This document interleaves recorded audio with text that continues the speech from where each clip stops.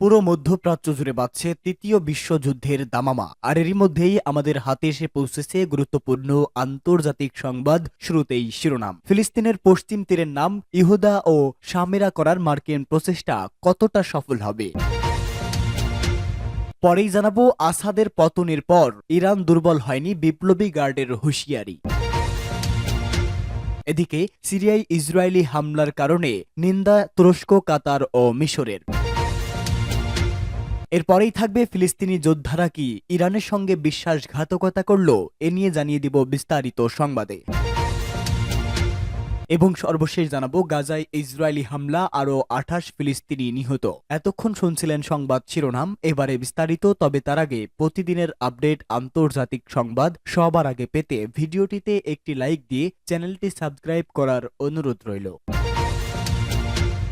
ফিলিস্তিনের পশ্চিম তীরের নাম হুদাইদা ও সামেরা করার মার্কিন প্রচেষ্টা কতটা সফল হবে? আনুষ্ঠানিকভাবে ডোনাল্ড ট্রাম্পের ক্ষমতা গ্রহণের সময় যতই ঘনিয়ে আসছে, ততই ইসরায়েলের সম্প্রসারণকামী ষড়যন্ত্রগুলো বাস্তবায়নের জন্য আমেরিকান সরকারের অপতৎপরতাও বাড়ছে।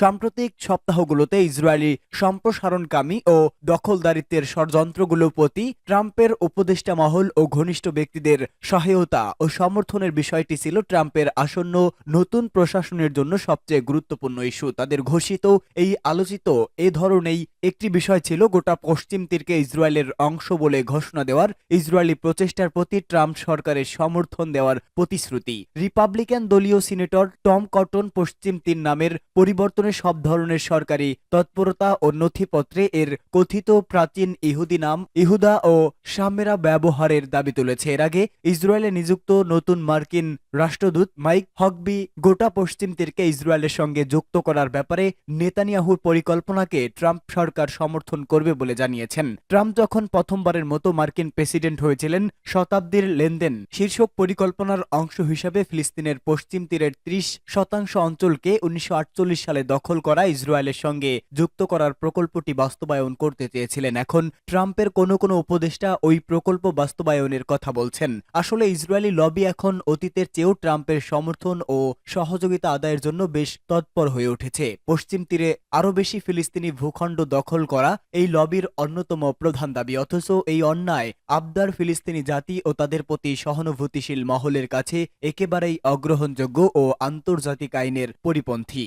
আসাদের পতনে দুর্বল হয়নি ইরান, বিপ্লবী গার্ডের হুঁশিয়ারি। মধ্যপ্রাচ্যে সিরিয়া সংকটে বড় ধাক্কা খেয়েছে ইরান বাশার আল আসাদের পতনে, এমনটাই মনে করছে বিশ্লেষকরা। তবে ইরানের প্রভাবশালী বিপ্লবী গার্ডের কমান্ডার হোসেন সালামি বলেছেন, সিরিয়ায় তার মিত্র বাশার আল আসাদের পতনের পরেও ইসলামী প্রজাতন্ত্র দুর্বল হয়নি। বিপ্লবী গার্ড ইরানের বৈদেশিক নীতি এবং সামরিক ক্রিয়াকলাপে কেন্দ্রীয় ভূমিকা পালন করে থাকে। সিরিয়ার সর্বশেষ পরিস্থিতি নিয়ে এক রুদ্রদ্বার বৈঠক করেছেন ইরান। পার্লামেন্টের এক অধিবেশনে সালামি বলেন, আমরা দুর্বল হইনি এবং ইরানের শক্তি কমে যায়নি। জয়নবাদী শাসনের উৎখাত এজেন্ডার বাইরে নয়। সালামি নিশ্চিত করে বলেন, সিরিয়ায় বর্তমানে কোনো ইরানি বাহিনী নেই। এর আগে গত শুক্রবার বিদ্রোহী বাহিনী দ্রুত অগ্রসর হওয়ার কারণে সিরিয়া থেকে সামরিক কমান্ডার এবং অন্যান্য ইরানি কর্মকর্তাদের সরিয়ে নেওয়া শুরু করে তেহরান। তাদের মধ্যে ইসলামিক রেভলিউশনারি গার্ড কর্পস কুর্দি ফোর্সের সিনিয়র কমান্ডার, কয়েকজন কূটনৈতিক এবং তাদের পরিবার এবং বেসামরিক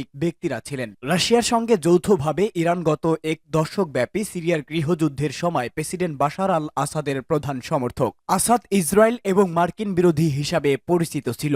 ইরান দীর্ঘদিন ধরে সিরিয়ায় আসাদের সরকারকে সমর্থন করেছে। 2011 সালে শুরু হওয়া সিরিয়ার গৃহযুদ্ধ জুড়ে সামরিক, আর্থিক এবং লজিস্টিক সহায়তা প্রদান করে এসেছে। আসাদের পতন বা সিরিয়ার নেতৃত্বের পরিবর্তন দীর্ঘকাল ধরে কেউ কেউ এটিকে সম্ভাব্য দুর্বলতা হিসেবে বিবেচনা করেছে। এই অঞ্চলে ইরানের কৌশলগত অবস্থান যাই হোক, সালামি জোর দিয়ে বলেছেন, সিরিয়ার অগ্রগতি নির্বিশেষে ইরানের প্রভাব অক্ষুণ্ণ রয়েছে। ইরানের আঞ্চলিক মিত্র ইরাক থেকে লেবানন পর্যন্ত বিস্তৃত, যা শুধুমাত্র আসাদের শাসনের উপর নির্ভর করে না, বরং স্থানীয় প্রতিরোধ গোষ্ঠী এবং অন্যান্য আঞ্চলিক মিত্রদের সাথে বিস্তৃত সংযোগের উপরও নির্ভর করে।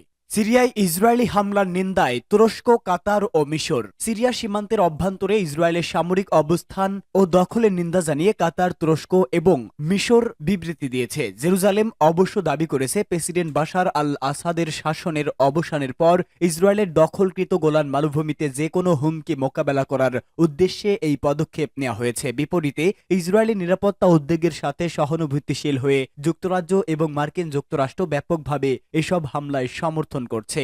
এক প্রতিবেদনে এই খবর জানিয়েছে টাইমস অফ ইসরায়েল। কাতারের পররাষ্ট্র মন্ত্রণালয় মাজেদ আল আনসারি এক সংবাদ সম্মেলনে বলেছেন, সিরিয়ার বর্তমান পরিস্থিতিকে শোষণ করা এবং তার সার্বভৌমত্ব লঙ্ঘন করা ইসরায়েলের পক্ষে অগ্রহণযোগ্য বলে মনে করে দোহা। তুরস্কের পররাষ্ট্র মন্ত্রণালয়ও এই পদক্ষেপে নিন্দা করেছে। সিরিয়ার আঞ্চলিক অখণ্ডতার প্রতি তার সমর্থন পুনর্ব্যক্ত করেছে। এক বিবৃতিতে আঙ্কারা বলেছে, এই সংবেদনশীল সময়ে যখন সিরিয়ার জনগণ বহু বছর ধরে যে শান্তি ও স্থিতিশীলতা কামনা করেছিল তা অর্জনের সম্ভাবনা দেখা দিয়েছে, তখন ইসরায়েল আবারও তার দখলদার মানসিকতা প্রদর্শন করেছে। 2016 সাল থেকে তুরস্ক উত্তর সিরিয়ার কিছু অংশ দখল করেছে এবং মার্কিন সমর্থিত সিরিয়ান ডেমোক্রেট ফোর্সের নিয়ন্ত্রণাধীন এলাকায় বোমা বর্ষণ করেছে, যেটিকে আঙ্কারা একটি সন্ত্রাসী গোষ্ঠী বলে মনে করে। মিশরের পররাষ্ট্র মন্ত্রণালয় বলেছে, তারা ইসরায়েলের আরও সিরিয়ার ভূমি দখলের নিন্দা করে এবং বাফার জোনে আইডিএফ এর অবস্থানকে একটি নতুন বাস্তবতা প্রয়োগ করার প্রচেষ্টা হিসেবে দেখে। একই সঙ্গে সৌদি আরব সহ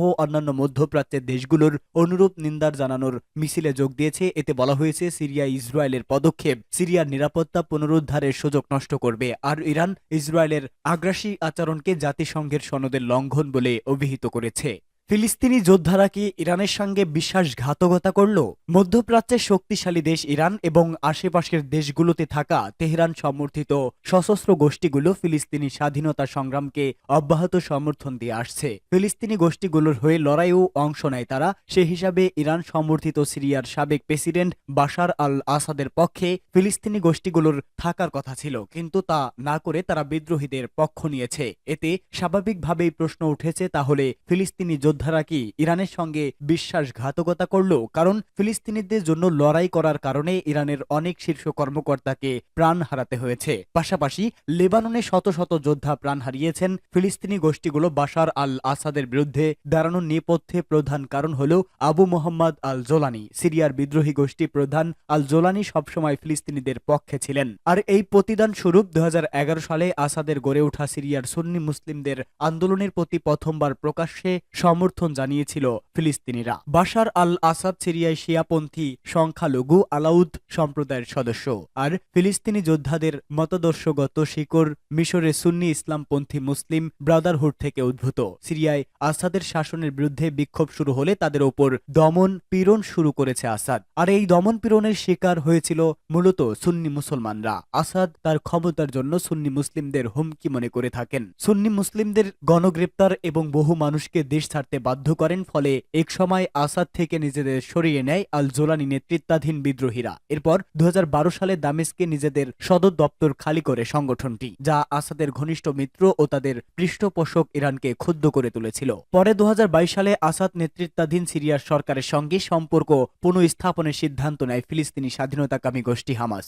ওই সময় দামেস্কে একটি প্রতিনিধি দল পাঠায় তারা। ওই প্রতিনিধি দলের সদস্যরা সিরিয়ার সঙ্গে সম্পর্ক মেরামতে বৈঠক করেন। এরপর লেবাননের সশস্ত্র গোষ্ঠী ও ইসরায়েলের বিরোধীকারী ফিলিস্তিনি সশস্ত্র গোষ্ঠীগুলোকে সঙ্গে নিয়ে একটি প্রতিরোধ অক্ষ গঠন করে আসাদ নেতৃত্বাধীন সিরিয়া এবং ইরান। তাদের সঙ্গ দেওয়া অন্যতম পরাশক্তি রাশিয়া। তবে বাশার আল আসাদের পতনের পর এ সম্পর্ক অনেকটা বদলে গেছে। ফিলিস্তিনিরা আবু মোহাম্মদ আল জোলানি বাহিনীকে অভিনন্দন জানিয়েছে। গাজা উপত্যকার ক্ষমতাসীন এই গোষ্ঠী এক বিবৃতিতে বলেছে, তারা সিরিয়ার মহান জনগণের পাশে রয়েছে। সিরিয়ার জনগণের আকাঙ্ক্ষা, স্বাধীনতা এবং রাজনৈতিক পছন্দকে তারা সম্মান।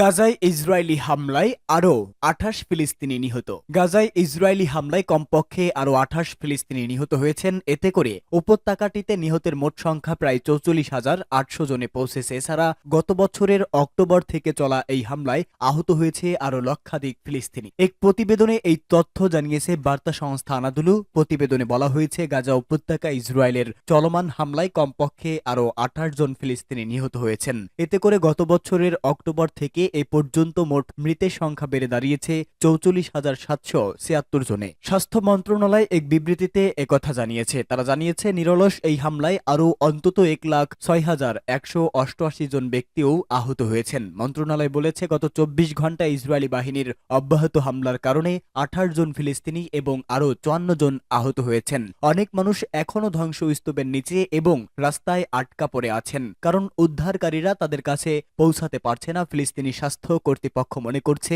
গাজা উপত্যকা জুড়ে ধ্বংস হওয়া বাড়ির ধ্বংসস্তূপের নিচে এখনও 10,000-এর বেশি লোক নিখোঁজ রয়েছে। মূলত গাজায় অবিলম্বে যুদ্ধবিরতির দাবি জানিয়ে জাতিসংঘের নিরাপত্তা পরিষদের প্রস্তাব সত্ত্বেও ইসরায়েল অবরুদ্ধ এই ভূখণ্ডে তার নৃশংস আক্রমণ অব্যাহত রেখেছে। উল্লেখ, গত 7 অক্টোবর হামাসের নজিরবিহীন আন্তঃসীমান্ত হামলার পর থেকে ইসরায়েল গাজা উপত্যকায় অবিরাম বিমান ও স্থল হামলা চালিয়ে যাচ্ছে। ইসরায়েলি এই হামলায় হাসপাতাল, স্কুল, শরণার্থী শিবির, মসজিদ, গির্জাসহ হাজার হাজার ভবন ক্ষতিগ্রস্ত বা ধ্বংস হয়ে গেছে।